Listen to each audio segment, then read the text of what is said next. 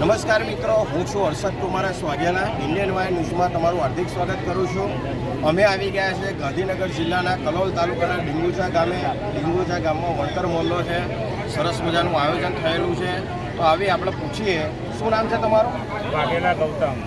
ગૌતમભાઈ, આ આયોજન સારું આયોજન કરેલું છે. આ આયોજન એવું છે કે આપણા વણકર સમાજની અંદર ડીંગુચા ગામની અંદર પહેલો પ્રથમ એવો પ્રસંગ યોજાઈ રહ્યો છે. અને આનો નિર્ણય લગભગ 2024ની અંદર અહીંયા આ ભૂમિ ઉપર અહીંયા એક નાનો પ્રસંગ કરેલો હતો.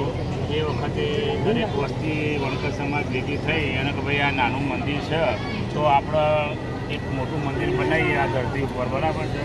તો બધાની સંમતિથી આપણે નક્કી કર્યું કે ભાઈ બનાવવું છે આપણું મંદિર. અને આજે એ સમય અને એ ઘડી બની ગઈ કે મંદિર અહીંયા મોટું થઈ ગયું. એના અનુસંધાનમાં આપણે અહીંયા પ્રાણ પ્રતિષ્ઠાનો પ્રોગ્રામ રાખેલો અને આયોજન કરેલું છે, બરાબર છે. અને દરેક ભાઈઓએ, દરેક ગામવાળા, દરેક સમાજે આ મંદિરની અંદર પૂરેપૂરો સાથ સહકાર અમને આપેલો છે, બરાબર.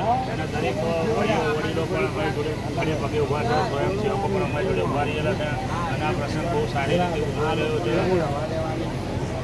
અહીંયા આટલો મોટો તમે પ્રસંગ કરવા જઈ રહ્યા છો, તો કોઈ રાજકીય નેતાને તમે આમંત્રણ આપેલું છે?